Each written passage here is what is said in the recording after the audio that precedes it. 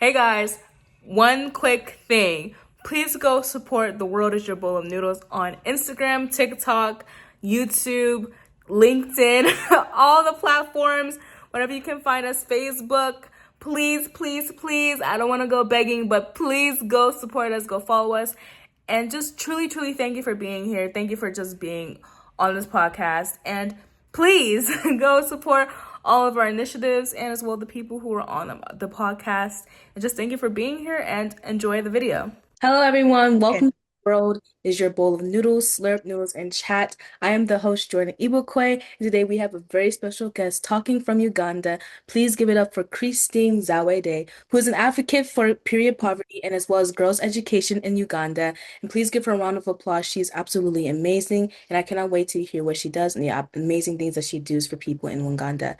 And before we start the interview, please go check her out on her Instagram. I will link it up below so you can go support her advocacy as well. Go support the World Jabal News podcast. And let's get into the episode. All right, Christine, do you want to tell us a little bit about yourself, who you are, and what you do? Okay, I'm Christine Zawedde. Professional, I'm a teacher, high school teacher. So, I'm also founder of Christine Girl Project Uganda, That's and also an advocate or period poverty champion in Uganda. that's amazing. And I do want to get into the background and motivations. And I want to know, can you share the story or moment that inspired you to become an advocate for menstrual health and girls' education in Uganda? Okay, so what inspired me most? The situation in Uganda. When you look at growing up, I experienced people or girls in schools facing a problem of period poverty where they can't have access to school, to period sanitary pads or towels, and they used to miss school. There is also a story of mine, the part of me. Yeah, I think I'll bring it next. Yeah. So growing up seeing that, it inspired me to make a change or to be a change maker, things to change. Yeah. So That's amazing. I know that as well as like, of course, I could live in the yeah. US, you know, menstrual like health, everything's accessible just down the Mm, street. I can imagine for girls in Uganda, it might not be as accessible for them because they might not live as close to where those of course where the stuff are located. But I do know that you yeah. taking the change and of course it has affected you and you didn't want it to affect other girls in the future because like you said, it's affecting their education, and Yeah. education is very vital, especially in the world that we are living in. And so I'm so happy that we have people like you who are taking that stance and actually allowing girls to have the accessibility and as well as continuing their education. But I do want to know, um, for those who may not be familiar, what does period poverty look like in Mm, Uganda, and how does it affect girls' daily lives and schooling? okay. In Uganda, period poverty probably means girls not having access to sanitary items, sanitary towels or tampons, whereby girls miss school every day and they face a problem of teasing. Get a girl can't sit in class when she's not comfortable because she have no access to those items you get. So period poverty in Uganda looks like someone being stigmatized. You get a girl being stigmatized because she has no access to those facilities, uh, and also feeling ashamed during those days because she lacks access to those things. And I want to know, do you feel like part of this is also just gender inequality? Yes, yeah, I think it is part of it because you find that girls are being neglected in some areas or some communities. They neglect them. They don't have access to those facilities and the cultural norms. Parents say that if a girl hit that period, she's ready for marriage. You get so. And it is not the same case with boys. I'm not trying to wedge between girls and boys because even boys are also engaged in this, you get. So I find that for a girl, because she is a girl, when she hits that period or hitting her menstrual period, then she's ready for marriage. And some parents reach an extent of telling them that you're not supposed to go to school because you're menstruating. So I see it as something related to gender inequality. Hmm. I feel Yeah. about someone who is in Gambia right now who address certain like course like cultural like barriers for girls with just child marriages and also just like sending your daughters off to marriage at a very young age really stops education because even though we live in a very progressive society, of course those cultural norms are still embedded in some areas of Africa and as well as around. Yeah. So I'm glad that you addressed that as well for all the viewers who are watching, that even so, like menstrual cycle in some people's mind can mean a girl is ready for the Mhm. life and stuff, but really educating people about what menstrual is and having understanding what it is can actually help maybe break down like those certain like deep cultural roots that we carry about periods and everything like that. And I do want to get into, of course, the main barriers as well for women and girls when it, oh my goodness, I'm so sorry. I do want to get into a question about, of course, the other barriers that include that for women and girls. And I want to know what are the main barriers girls and women face when it comes to assessing menstrual products, education, and reproductive health information in your region? Okay. So the main barriers, what I can say mostly, is the high cost of those sanitary items or sanitary towels. You know, you find that they are at a high cost. They are sold expensively, whereby a young girl or a girl from a rural community can't afford that every month. Get that high cost or the price can be a challenge to them.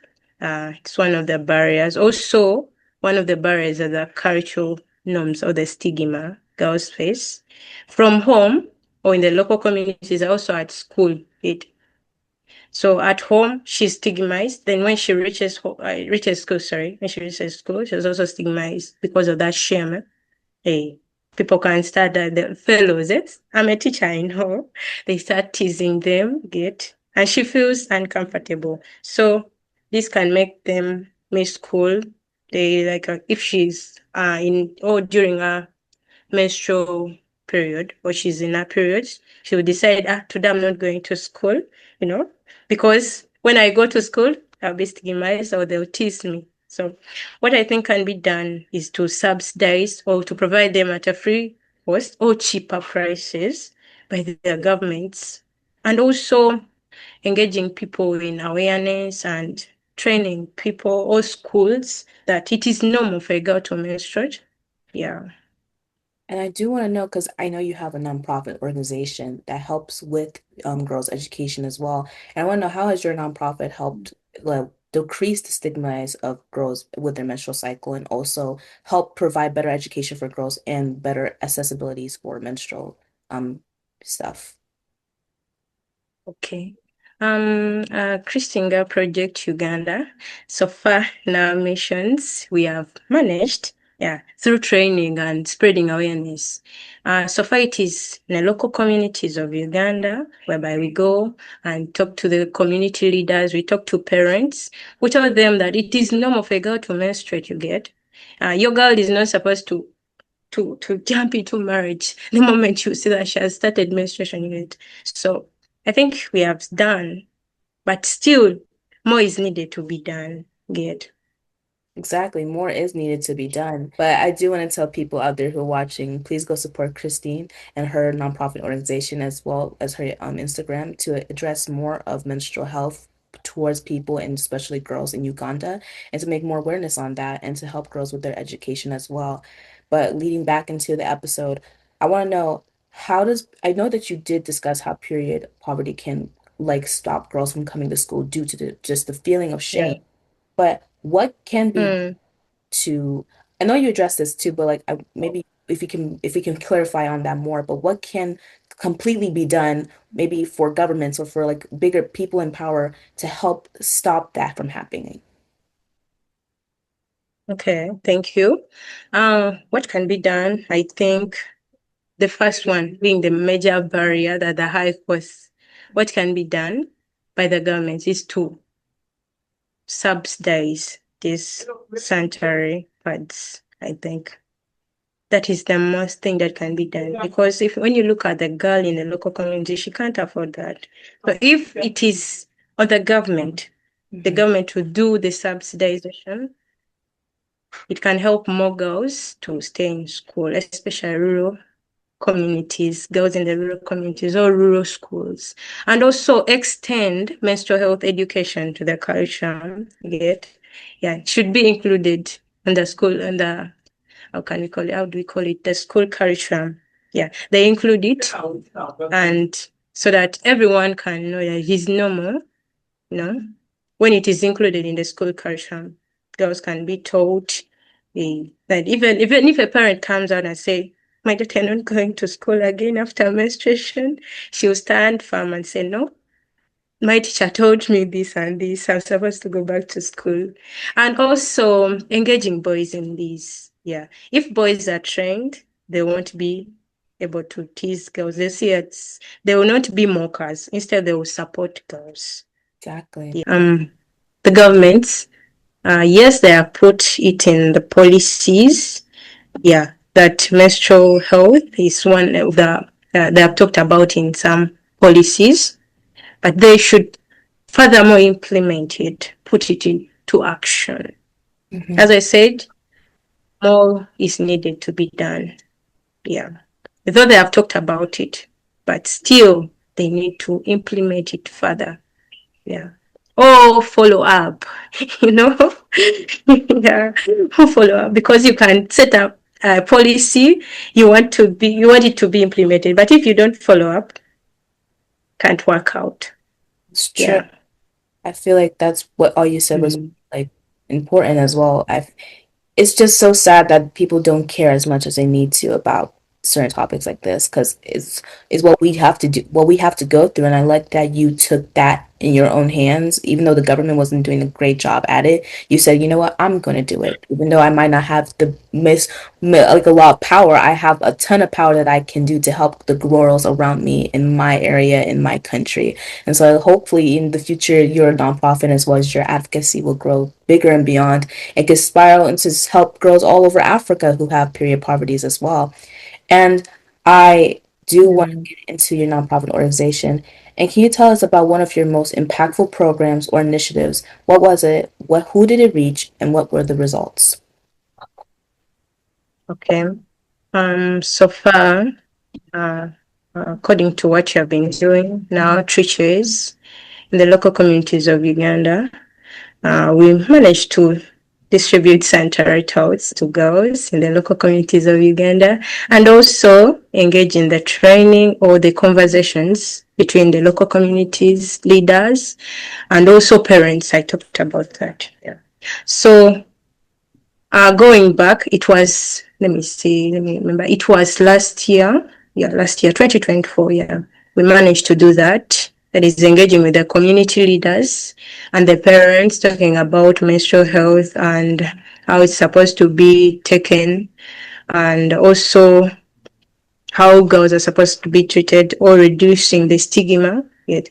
But going back this year, yeah, it was there in September. Yeah, we went back, but indeed, we saw change. Girls were testifying, and community leaders wanted more. They wanted to engage more in this because they see it is working. Even parents are welcoming it. It is working. Girls are standing up. They say, due to our conversations, girls are standing up and saying, no, I'm supposed to stay in school. Cultural norms can't hold me back, or stigma can't hold me back. So far, I see that is an impact so far. Though we hope for more in the nearby future. Yeah. That's amazing because I know that you did face some Yeah. challenges with your work as well. And with the success you've been saying, I'm glad that you are helping a lot of these girls now and more and beyond. And of course, more is needed to be done. But I want to know what are the biggest challenges you face in your work, from funding to cultural stigma, and how do you navigate them? Okay. Um, the main challenge is a limited funding. Yeah, it happens. Limited funding, whereby sometimes you'll be held back from going to those girls because of funding. And also the deep-rooted stigma and cultural norms. Yeah. Removing that narrative from people that menstrual education is influential, it's hard. And coming out to talk about menstruation is seen as something weird or something shameful, yeah, in some communities. So when you come out, people say that you're talking about something which is shameful. You are shaming us, but it is normal. Yeah, me I see it as something normal which needs to be talked about. Yeah. Then how have we moved moved on with it? With funding, yeah, we have collected some money from people, the well wishers, partners, yeah, and also the cultural norms are not stopping us from moving on. Yeah, we have to do what is right because what we are defending is the future of million girls. Yeah, especially me when I look at I'm looking at the local girls in the local communities. Yeah, whenever I feel like giving up, I think about those girls. I see myself in them. Yeah, so if I hold back, their future is also held back. So not giving up. That's good. Trust me, like what you just said, the future, the girls that come to your classroom, you never know who they might turn out to be. They could be future politicians, future diplomats, future doctors, lawyers. And so it's the fact that you have this passion and drive to help and continue their journey, even if it has some setbacks, even when funding is cut short sometimes, you still keep going because you have a passion to help these girls further their education and not letting anything stop them. But I do want to go into more of just innovation and local solutions. Are there any innovative or community-led solutions you've seen, like reusable pads, menstrual cups, or peer education that are making a real difference as well? Of course, yes, I've seen uh, reusable pad making or engaging in reusable pad making is so influential. Yeah. If we do that, I believe it can help most because if you think about buying a sanitary pad every month, it won't be more helpful. But if you train these girls how to make them, can help them, or you can give them skills that can also enable them to be sustainable in life or in future. Yeah. Then peer educating. Even this is also good. Yeah, we have got some girls who can teach other girls how to do that. So far, we have not done that about reusable pad making. My internet, okay, but yeah. But in the nearby future, believe when funding comes, we shall be engaging in that. Exactly. Yeah. And like you said, peer education, girls, just girlhood itself, teaching girls, how to just take care of themselves, how to like, understand their bodies. Because when you start your period, you are in a stage of puberty and everything like Yes. educating them about those topics and helping them understand so they Mm, spread the word to their peers as well, to their friends, can help grow and raise more awareness around the community. And I want to get into more of yeah. the vision and call to action. What is your vision for the next 5 to 10 years Mm, in terms of ending period poverty and advancing girls' education in Uganda? okay. In the next decade, I believe that I see a Uganda where every girl can afford the sanitary pad. She can manage her period with dignity, without shame. So, and I believe Christine Girl project to expand to all districts. So far, we are under in one district, but I believe I want to see that in the nearby future or in the next decade for Christine Girl project to expand to all districts in Uganda so that it can cater for million girls, not only one district here, or not only one community, but to a diverse area. Yeah. That's amazing. And I haven't really talked Mm. much about this, but how do you comfort the girls or give them more like confidence and motivation to keep going, even when they feel this like sense of shame? Yeah. I just encourage them to keep going. Yeah. Because sometimes you find the girl comes and tell you that this month I have nothing to use and she has suffered a lot. She's using a cloth. You know how dangerous that can be, or toilet paper. So it can, but yeah, you can comfort her, encourage her, but also give her something. And also tell her that no, period poverty can't hold you back. You can move on and complete your education. Exactly. And that's just what we need. We need to keep motivating girls and no matter what happens, because it's hard to Yeah. especially like Yeah. world we're living in. A lot of things are just telling us this, this, this, but the fact that we have really amazing just role models like you who are just telling girls, keep going, don't give up. I have you, I'm doing my best, and we're all doing our best. And so the system goes on, but Yeah. just you're creating amazing people who are going to do well, and they'll remember you. They're going to remember the teacher who helped them in the times when they were the lowest. So I'm glad that you are doing such a well Yeah. job in Uganda. And also, I also encourage them, giving them as me as an example, because I think my experience can work for them. Yeah. Growing up, experiencing period poverty, I can't afford sanitary items, at that age. Yeah. It is so embarrassing and also shameful. But I also told them that me, I stood up. You can also do it. Exactly. I'm making a change. I'm changing the future. Yes, my past wasn't that nice, but I'm changing the future.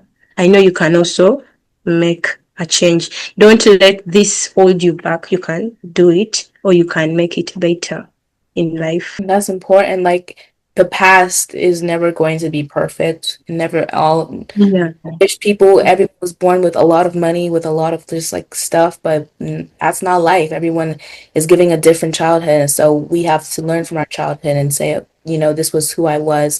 Maybe the world wasn't so kind to me when I was a kid, but that doesn't mean that I shouldn't be kind or I should not be kind to people. I should be kind and should help the world be a better place. So someone like me who's dealing with what I dealt with can have an easier childhood and more like happiness and joy. And so I'm so glad that you addressed that too as well, because our viewers out there who are watching, maybe your past was not perfect, but I hopefully that you keep going and that you and just know that your work will definitely pay off. But I want to go into my second to last question, and I want to know how can our listeners, whether they're in Uganda or abroad, support your mission or take meaningful action in their own communities. Okay. I can call upon all people. Okay, I call upon all people, yeah, to support, even if it's talking about menstrual education, menstrual health, freely or openly in your community, supporting one girl. If you see her going through something, she lacks something, you can support her. Yeah. Also, you can also come out to partner with us or engage in our campaigns, awareness campaigns, and also donate a reusable pad for a girl. One usable pad can make a difference for millions of girls. Because if you support this girl, the person who supported me supported the future. I'm also supporting the future. And if I support her, she will also support her future. Like that, like that, like that. So we keep it going from one person to another. What you do today can help another girl tomorrow. Amen. And she can also help another girl tomorrow. That, like that. That's amazing. Yeah. What you just said, like what you do today can help another girl tomorrow or today, maybe even the next hour. We feel like kindness Mm, is universal, and so it doesn't just end with just one person. It continues from one person to the next and to the next. And so the continuous cycle of just helping each other out, especially yeah. good, because I feel like a lot of girls aren't heard and seen, especially African culture, just the I guess the traditional ideas of females not, having to be like mothers and taking care of kids. It's all great, but at the end of the day, I feel like girls also deserve education, deserve to be successful, and deserve to make a change in the world, no matter who they are. And so I'm glad that you are taking that change and helping girls Mm, do the best they can in school and helping them beyond. And I do want to go into the last question, and yeah. this is a very maybe lighter question, but I want to know what is your favorite bowl of noodles? Like Pardon? what is your favorite bowl of noodles? My favorite what? Like bowl of noodles, like spaghetti, if there's any noodles actually, or just maybe food. Oh, Yeah. okay. I think it is spaghetti.